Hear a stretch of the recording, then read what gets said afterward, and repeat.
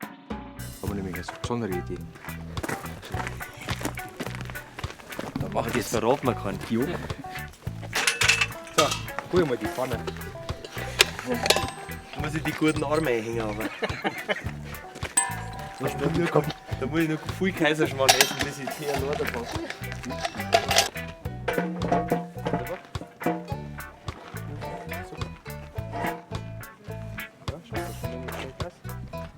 Machen wir ein paar Topfennudeln.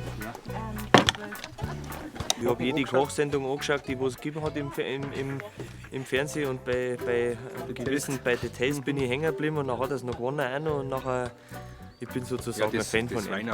Das Weihnachtsspecial war natürlich, ja klar, 2017 bin ich ins Finale gekommen, und dann war noch ein Weihnachtsspecial 2018, wo ich mitmachen habe, wo sie angerufen haben. Und dann Ja, und wenn du da einen kennst, dann fieberst du mit, und dass wir natürlich dann ein Jahr später da rumstehen und in so einer Pfanne mit so einem in so einem Ambiente einen Schmarrn oder ein Ding miteinander machen, das hätte ich nicht gedacht. Wir halt, dass wir entweder einen Kaiserschmarrn oder auf die Nacht Schinkennudeln für die Leute, oder jetzt machen wir einfach heute mal einen Topfennudeln, und ja, probieren wir jetzt einfach mal aus, ob ich zurechtkomme, ob ich sehr lache, wie man er hat 30 Jahre Erfahrung und mehr. Und, aber gut, ich nehme alles an und ja. das ist doch der Gag, wenn du da jetzt wirklich aus der Pfanne einen Kaiserschmarrn kriegst. Ja. Schön, weil wenn alles voll ist. Freue mich schon.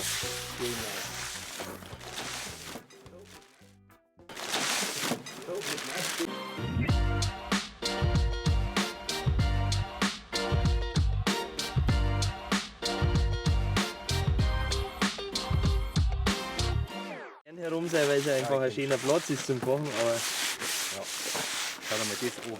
Von der Pfanne aus einmal. ja, das musst du mal überlegen. Jetzt haben wir da, ja, schmeckt der gleich zweimal so gut, die ganze Gaudi.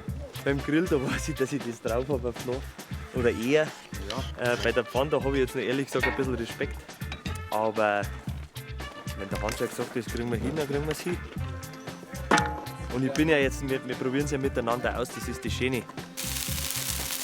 Jetzt gibt es dann ganz frische Topfennudeln. Gell? Von mir eine Kindheitserfahrung, das ist ungefähr eine Fluchtlinie, sage ich mal, da in die Richtung. Schön schlicht, rauchen Köpfen über. Da war von der Kattel, von der Bedienung, die herum ist, von der Opa. Der hat mit seinem Bruder da oben alle Jungviecher gehütet, 6 Wochen lang im Sommer. Und da habe ich als Kind nachher mit dabei sein dürfen. Und die haben Gast dabei gehabt und hat es einen Gasttopfen gegeben. Und da schmecken halt diese, also ein Gasttopfen, ein Quark, ein Ziegenquark.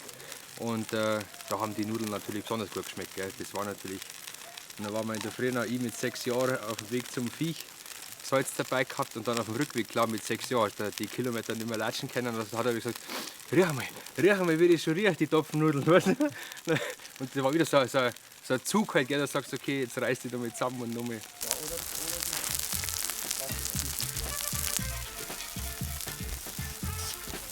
Wobei, so sollen sie schon sein, gell? Das ist jetzt nicht verbrennt, das ist einfach. Nein, das ist schön auch ein bisschen braun. Röststoff, weißt du? Ja. Das braucht schon, weil du hast ja nachher wieder die süße Apfelmus mit dazu, Puderzucker drüber.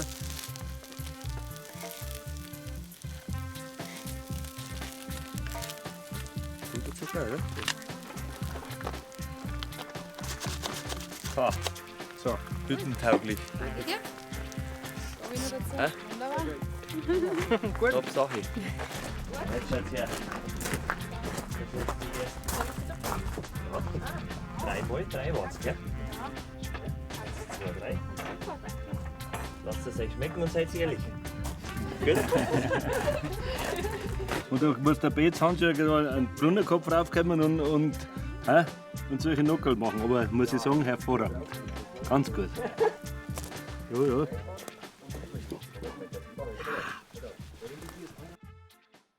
Heute ist der Hansjörg da, weil die Mama, unsere Kaiserschmarrn-Königin, die Anime, ist ja immer sonntags bei uns herum. Da gibt es ja den berühmt-berüchtigten Anime-Kaiserschmarrn. Und die hat halt einfach schon gemerkt, dass wir uns sicherlich noch einige Sachen erleichtern könnten. Und hat jetzt heute Gott sei Dank einen Hansjörg mit draufgenommen bei dem Sauwetter, der wo uns heute ein bisschen, wo wir heute einfach mal alles ein bisschen besprechen, wie wir es denn machen, wie wir es uns vorstellen, wie er sich das vorstellt und morgen, wo ein bisschen mehr los ist oder viel mehr los ist, wo er uns einfach auch ein bisschen zeigen kann, wo der Hase langläuft, wie man es erleichtern kann. Der Unterschied ist einmal bei dem, dass du mal eigentlich kein warmes Wasser hast. Das ist einmal die größte Herausforderung. Du musst alles, Kaffeemaschinen gibt es auch nicht. Du hast keinen Strom, es läuft alles über ein Ölaggregat. Also wenn du jetzt einmal eine Geschirrspülmaschine anmachen musst, dann musst du erst das Aggregat in Betrieb nehmen, dass da nicht der ganze Strom ausfällt. Gell? Also, aber das ist halt die Herausforderung, mit dem wachst du und du musst am Anfang viel überdenken und viel durchprobieren und das hat der Luis schon gut gemacht. Und wo es nochmal aufs Essen gegangen ist, hat er mich angerufen und gesagt, du magst nicht kommen, dass wir mal die ganze Karten ein bisschen überdenken und schauen, was ist überhaupt machbar, was kann man schultern, was bringen wir hin. Lieber gescheite Fundamente bauen, das alles gut herrichten, dass alles läuft, dass die Leute zufrieden sind und dass man auch selber damit zufrieden ist mit dem, was man ausgibt. Und dann kann man wachsen. Dazu bauen kann ich alle. Bloß einen Schritt durchmachen, das ist schade für uns selber. Einmal Brotzeitblätter bitte. Luis, Ja, habe ich ihm schon gesagt. Brotzeitbrettel macht aber der Chef selber, weißt du? Und dann hab ich gesagt, Brotzeitbrettel jeder kriegt einen Fünfer von den Gästen, jeder kriegt einen Fünfer von mir, der ein Brotzeitbrettel bestellt, dass er ja voll zum Tag. Und im Sommer noch das Brotzeitbrettel, das hat bisher noch keiner mengen, weil es einfach vielleicht von mir ist. Oder ich habe mich an dem einen Sonntag angerichtet, ich sag's dir, ich war auch, ich sage, und jetzt kannst du das Tor aufmachen. ganzen Tisch mit Tomaten und Radieserl und Ich hab's schon hergerichtet. Korn. Doch, eins habe ich schon raus. Ein Brotzeitbrettel ist natürlich Königsklasse, gell? Aber weil das sind wahnsinnig viele Handgriffe. Das musst du jetzt einmal durchzahlen, was das wirklich Handgriffe sind, bis das Ding fertig ist. Also Brotstein, Butter schmieren, Speck drauf, Käse drauf. Haben wir jetzt einen urigen Klosterkäse, der Schaukäse Ettal und einen frischen Speck. Ein Brotzeitbrettel hat immer zwischen 43 und 57 Handgriffe. Ja. So im Schnitt, wenn du was Vernünftiges machen willst. Und das musst du erst einmal hinbringen. Ja, ja. Ich zeige noch durch. Ja, ja, da ist die Vorarbeit. Die Vorarbeit, wie einmal einen Käse vorschneiden und Salami oder mal einen Speck vorschneiden und Kaminwurzel vorschneiden, Essiggurkel, Eier kochen, das ist doch alles nicht mitgegeben. Ja. Ja. Ja?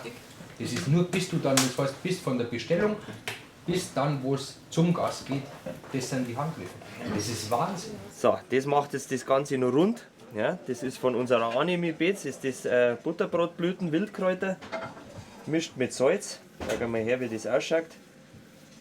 Das ist Natur pur, da die sagen. Luis steckt sich die Messlatte hoch und seine Mama auch, die haben da schon ganz viel Ehrgeiz, legen die da an den Tag. Und das schätze ich natürlich auch sehr, weil das ist für mich auch wie ein hohes Ziel und so regional wie möglich auch zum Arbeiten. Das macht er wirklich gut, der Luis. Und jetzt schauen wir, wie wir das optimieren können, dass natürlich wirklich jeder Handgriff sitzt, dass sie auch das rausbringen, was sie vorhaben. Gell? Das wäre schade, wenn es nicht funktionieren würde. Schaut zuerst schon die Kuchen aus. Täglich wechselnd. Mal, wenn sie gar sind, sind sie gar. Kaiserschmarrn gibt es irgendwie frisch. Aber der Kuchen, mal, wenn er gar ist, gibt es morgen wieder Aber wenn frisch. du mir keinen gibst, werden sie nicht gar. Du Hirselkopf, da. Gescheiter Ehre. Natürlich ist das natürlich von der Platzkapazität ist das natürlich da schon der Wahnsinn, gell, so klar wie das ist. Ist schon eine logistische Herausforderung, aber das werden wir schon meistern. Kriegen wir schon hin. Die Selbstsicherheit kommt ganz von allein. Das kriegst du raus. Das machen wir ein paar Mal und nachher das. In der Routine drin, als jetzt am Anfang, wo die alles Gell?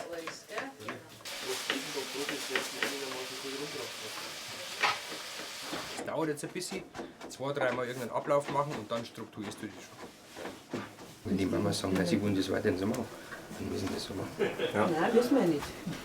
Sag mal. Nein, er hat jetzt nicht gewusst, wie ich den Kümmel so klar haben soll. Zum Beispiel. Wenn er zu mir gesagt hat, mach den Kümmel klar, dann hat ihn alles klar probiert. Aber dann war er überall gewesen. Und so hat er gesagt, pack den in Butter ein und dann geht es. Das ist einfach. verreckter Hund, Ja, ist ein verreckter Hund. Auch bei dem Wetter, gell, wir jetzt, wo wir immer gemeint, dass heute super Wetter wird wieder. Aber in der Früh, wo du noch einmal die Leine aufmachst um 6 Uhr, da denkst du, kommt doch gleich wieder zum Ringen. Aber es sind doch einige jetzt draufgekommen und die drucken schon. Jetzt haben wir erst einmal halb eins und geht schon ein bisschen weiter.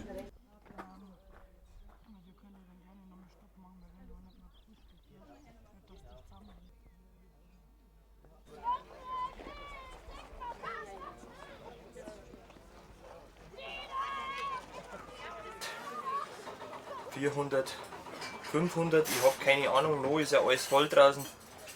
Aber es ist schon grenzwertig, finde ich. Für so eine kleine Hütten, für so eine, ja, jetzt sind wir eigentlich, weiß ich nicht, heute sieben Personen. Morgen sind wir 8 Personen. Ja, schauen wir mal. Aber es ist schon krass. Da steht schon einiges, was da läuft. Hau hin. Die Küche platzt aus allen Nähten. Es ist dann hoffentlich, so wie es immer ist, hoffen wir jetzt dann, dass es einfach gegen 3, halb 4 einfach dann ein bisschen ruhiger wird.